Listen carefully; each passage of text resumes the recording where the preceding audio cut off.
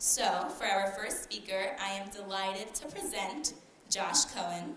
He's a teaching fellow in Nazareth, and he will be speaking to us about leadership as responsibility.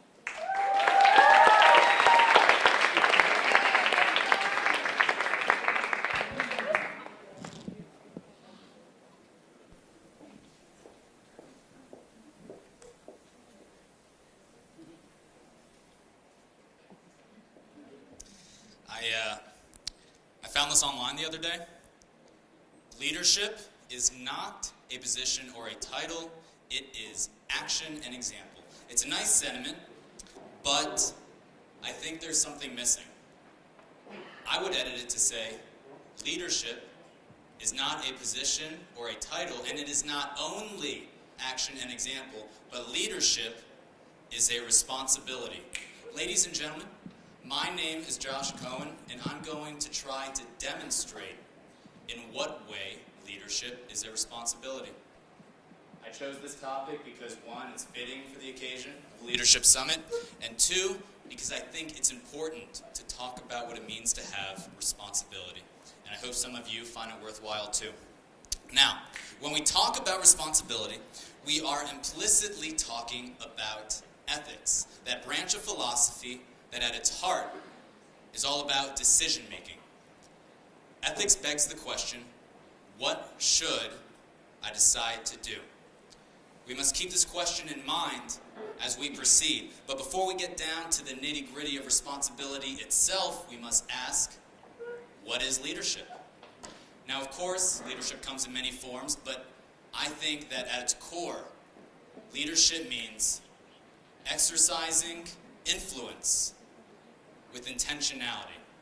So determining who can lead means first determining who has influence, who can be influential.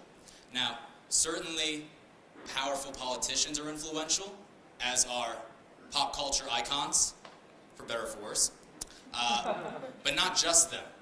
I propose that influence is not simply a tool for the few, but that it is something we all do, that it is unavoidable, that influence is part of the basic human condition. How? To help explain what I mean, let's ask Sonmi 451, a liberated slave waitress and prophet in the imagined world of David Mitchell's novel, Cloud Atlas. In the words of Sonmi, our lives are not our own. From womb to tomb, we are bound to others, past and present, and by each crime and every kindness, we birth our future. Put simply, my actions affect the lives of others, and their actions affect my life. This is a fact of our existence, that we are all bound in a relationship of mutual influence. By reinforcing each other's behaviors, by leaving a carbon footprint, by giving and receiving advice, we are always influencing each other in ways both subtle and profound. And though we may not be able to decide whether or not we are influential, we can determine how we use that influence. We can be intentional about our innate ability to influence. We can be purposeful with it. And it's this intentionality that is the key to cultivating a leader's mentality. For example, I coached a basketball team a couple years back, and we had this one very skilled player with a very big personality. We'll call him Wayne. Now, because Wayne was not chosen to be a captain nor a starter, he developed this really bad attitude that was a terrible detriment to our team. So the other coaches and I, we pulled him aside and we told him that although he wasn't a captain, he was still of tremendous importance. As a player, yes, but especially important in terms of team morale. We told him, and this was no lie, that the other players looked to him as an example, that his behavior set the tone for our team, and that if we were to be successful, he would have to find a way to be positive for the sake of his teammates. And sure enough, Wayne responded. Come tournament time, he had learned to be strategic about his power to influence. He used it with intention and purpose. He knew his teammates' eyes were on him, and he conducted himself with focus and intensity, and our team followed his lead. And let me tell you, we kicked ass. So that's what I mean when I say that leadership is the intentional exercising of our influence. Okay? So that's leadership. But what about this ethical claim that leadership is a responsibility, that we should be intentional about our influence, not complacent or dismissive of that influence? Now, a good skeptic would ask, why? Why should I do anything at all? This issue comes down to responsibility. That's so often referenced, but seldom discussed term. What exactly is responsibility? Well, I think the answer is contained in the word itself. Response. To have responsibility is to acknowledge that you are being called and to respond to that calling. So, leadership is a responsibility. We can reformulate that as the decision to exercise influence with intentionality is a response to one's calling.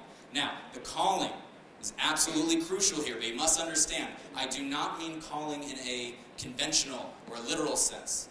No, what I mean by calling is best illustrated by the life of Thomas A.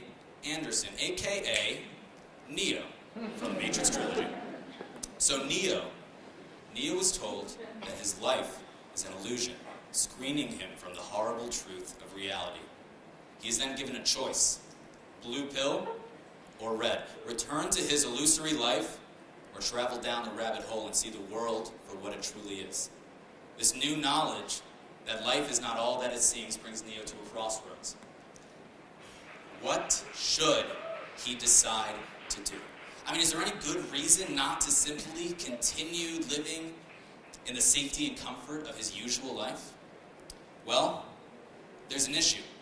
You see, now that Neo knows he's living a lie, life as usual is forever changed. He can no longer be ignorant. He can no longer abstain. He has to make a decision.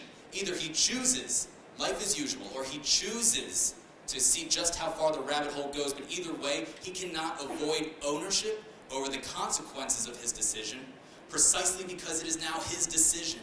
Life as usual would no longer be simply a matter of circumstance. Instead, Neo would share in the culpability for that state of affairs because he would have chosen it. This is what I mean by calling. When a decision is unavoidable because even the choice of life as usual means knowingly forsaking your own awareness of reality. It means being called to choose between acknowledging what you know to be true or intentionally disregarding that knowledge. Neo is faced with responsibility. He is called towards a quest for truth, and he can either acknowledge that calling by responding in the affirmative, or turn a deaf ear to the call of truth, shirk his responsibility, and continue living in usual comfort. Now, I'm not saying that a preference for comfort and normalcy is a sin or a crime. No, I believe Rabbi Abraham Joshua Heschel when he said, "Few are guilty, but all are responsible." Comfort and normalcy is no crime, but it is a choice. And I have to ask myself sometimes if I could be making a better choice.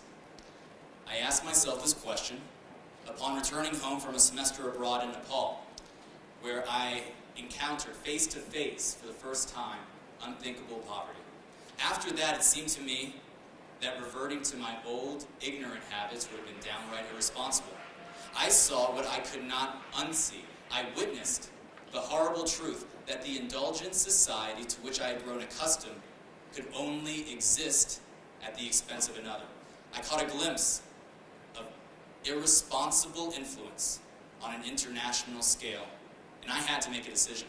Either choose to be intentional, purposeful, positive with my share of the influence, or else dismiss the thought, ignore the reality, and lose control over the consequences of my actions. Consequences that are far-reaching and unseen, but that result in my contribution to the condition of our world. So, I ask you, what have you seen that you can't unsee? What do you know that you can't unknow? We've all heard that knowledge is power, and with great power comes great responsibility, and I know it's cliched, but it's so true. The more we know, the more we must consider when making a decision, when asking ourselves, what should I decide to do? I'm convinced that acknowledging our unavoidable influence should not be ignored.